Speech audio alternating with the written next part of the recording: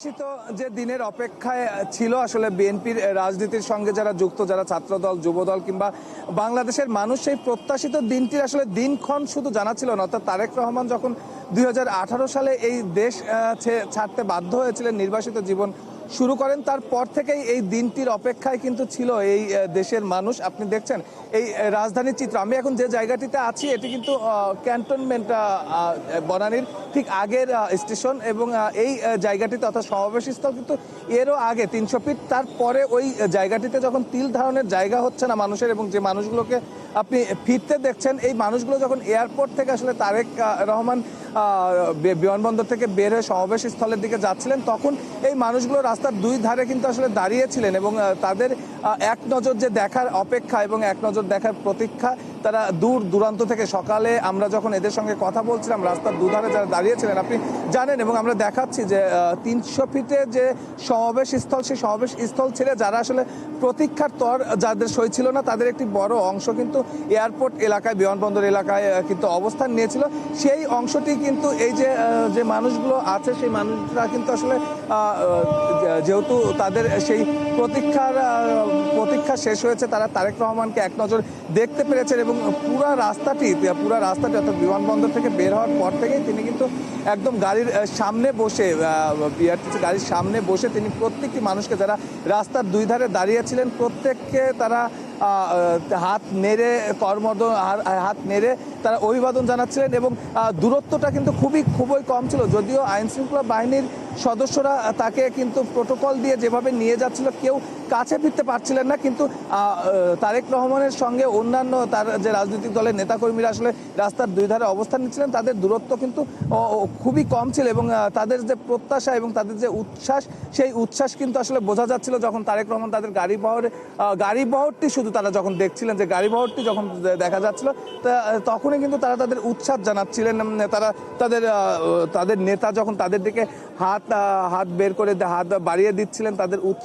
সেই উচ্ছ্বাস শেষ করে তারা কিন্তু এখন বনানীর দিকে এসে অবস্থান নিচ্ছেন, এবং এই যে দেখছেন চারদিকে আসলে মানুষ, এই মানুষ কিন্তু আসলে প্রত্যাশিত ছিল, যেটা আমি শুরুতেই বলছিলাম, যে দীর্ঘ 17 বছর তারা প্রতীক্ষা করেছিলেন তার নেতা আসবেন, এবং এই যে নির্বাসনে যাওয়ার পর থেকেই কিন্তু তারেক রহমান তার জায়গা থেকে তার নেতাকর্মীদের সঙ্গে এই যে 17 বছরের শেখ হাসিনা সরকারের যে অপশাসন ছিল, সেই অপশাসনের পুরো সময়কালে তারেক রহমান কিন্তু তার লন্ডনে বসে প্রত্যেকটি নেতাকর্মীর সঙ্গে, একদম ইউনিয়ন পর্যায় থেকে শুরু করে থানা পর্যায়ে, জেলা পর্যায়ে, প্রত্যেকটি ইউনিটের প্রত্যেকটি নেতাকর্মীর সঙ্গে কিন্তু তার যোগাযোগ ছিল, এবং তিনি তার জায়গা থেকে, সেই যোগাযোগের জায়গা থেকেই মানুষের ভেতরে, অর্থাৎ তার নেতাকর্মীর মাঝে কিন্তু সে তার সেই আবেদনটি তৈরি করতে পেরেছেন। সে তারেক রহমান থেকে তারেক জিয়া হয়েছেন, এবং জিয়া পরিবারের যোগ্য উত্তরসূরি হয়ে উঠেছেন। আপনি জানেন যে তার মা, অর্থাৎ বিএনপি চেয়ারপারসন খালেদা জিয়া অসুস্থ হওয়ার পর থেকেই, গত 23 নভেম্বর অসুস্থ হওয়ার পর থেকেই তারেক রহমানের দেশে ফেরা নিয়ে কিন্তু ব্যাপক গুঞ্জন শুরু হয়। তিনি আজ আসবেন, কাল আসবেন, এমন পরিস্থিতিতে কিন্তু আমরা দিন যাওয়ার পরে আসলে তারেক রহমান তার জায়গার থেকে কিন্তু স্ট্যাটাস দিয়ে বলতে বাধ্য হয় যে তার আসলে দেশে আসার বিষয়টি শুধু তার ওপর কিন্তু আসলে নির্ভর করে না, আরও অন্যান্য পারিপার্শ্বিক নানা বিষয় আছে, সেই বিষয়গুলোর জটিলতা কাটলেই তিনি আসবেন। এবং সেই সময় আমরা দেখেছিলাম তার স্ত্রী জোবাইদা রহমান, তিনি কিন্তু আসলে দেশে আসেন 5 তারিখে, এবং তারপরেও একটি গুঞ্জন সবসময়, এবং এটি আসলে আবেদন মানুষের, আসলে যারা নেতাকর্মী আছেন তাদের দীর্ঘ প্রতীক্ষার অবসান 5 তারিখে যখন প্রেক্ষাপট 5 আগস্ট পরিবর্তন হয়, তারপর থেকেই কিন্তু এই আবেদনটি, এই ডিমান্ড কিন্তু আসলে বাংলাদেশের যারা বিএনপি মনা রাজনীতির সঙ্গে যুক্ত তাদের মধ্যে তৈরি হয়েছে, সেই সঙ্গে যারা আসলে বাংলাদেশের সচেতন রাজনৈতিক মহল, তাদের ভিতরেও আসলে এই আকাঙ্ক্ষাটি জন্ম হয়েছে যে এখন তারেক রহমান দেশে ফিরবেন। যেহেতু তারেক রহমানের বেশ কিছু রাজনৈতিক মামলা ছিল, 21 আগস্ট গ্রেনেড হামলা মামলায় তার শাস্তি হয়েছিল যাবজ্জীবন, সেই মামলাগুলো কাটিয়ে তিনি কিছুদিন পর দেশে ফিরবেন, এমন প্রতীক্ষায় কিন্তু সাধারণ মানুষ এবং যারা সাধারণ নেতাকর্মী আছে তারা কিন্তু করেছিলেন। তবে তারপরেও দীর্ঘ সময় পরে তিনি যখন আসছিলেন না, তার আসা যখন বিলম্বিত হচ্ছিল, তখন কিন্তু মানুষের ভিতরে নানা গুঞ্জন উঠছিল, যারা নেতাকর্মী আছে তাদের ভিতরেও চাপা আসলে ক্ষোভ জন্ম নিচ্ছিল। সেই ক্ষোভের অবসান কিন্তু আমরা হতে দেখি এই মাসের গত 12 তারিখে, যখন আসলে বিএনপি মহাসচিব মির্জা ফখরুল ইসলাম আলমগীর তার জায়গা থেকে তিনি যখন আসলে ঘোষণা দেন যে আগামী 25 তারিখ, অর্থাৎ এই যে আমরা যে ইতিহাসে দাঁড়িয়ে আছি আজকে 25 ডিসেম্বর, সেই 25 ডিসেম্বর তিনি আসবেন এবং 16ই ডিসেম্বর লন্ডনের একটি অনুষ্ঠানে তিনি নিজেও আসলে ঘোষণা দেন যে 25 তারিখ তিনি দেশে ফিরবেন। সেই দেশে ফেরার জায়গা থেকেই আজকে নয়, গত 2 দিন আগের থেকেই সারা বাংলাদেশ থেকে, টেকনাফ থেকে তেঁতুলিয়া, সারা বাংলাদেশ থেকে আমরা সকালে যখন কথা বলছিলাম, এক একজন মানুষ, কেউ এসেছে টাঙ্গাইল থেকে, কেউ এসেছে রংপুর থেকে, কেউ কুমিল্লা, কেউ পঞ্চগড়, কেউ বরগুনা, অর্থাৎ এমন কোনো জেলার মানুষ নেই যারা আসলে এই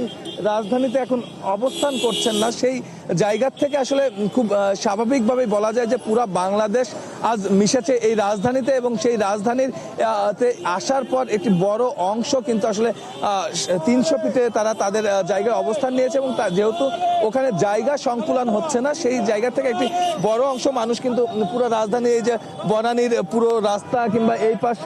সব জায়গা জুড়েই কিন্তু তারা তাদের মতো করে কিন্তু অবস্থান নিচ্ছেন। আমরা আমাদের জায়গা থেকে যখন তিনি বিমানবন্দরে অবতরণ করেন, সেই বিমানবন্দরের জায়গা থেকে আমরা আসছিলাম, এবং তিনি যখন বের হচ্ছিলেন রাস্তার 2 ধারে যে পরিমাণ মানুষ আসলে জড়ো হয়েছিল এবং আইন শৃঙ্খলা বাহিনীর যে সুশৃঙ্খল অবস্থান আমরা দেখছিলাম, সেটি কিন্তু আমরা শুরুর দিন থেকেই আমরা পেয়েছি। এবং আমরা দেখছিলাম যে খুব সুশৃঙ্খলভাবে, যেহেতু এত মানুষ এত নেতাকর্মী, সেই মানুষজনের জায়গা থেকে কিন্তু খুব বেশি বিশৃঙ্খল পরিস্থিতি আমরা কিন্তু আমাদের জায়গা থেকে কিন্তু দেখিনি। সুশৃঙ্খলভাবে তার নেতাকে হাত, তার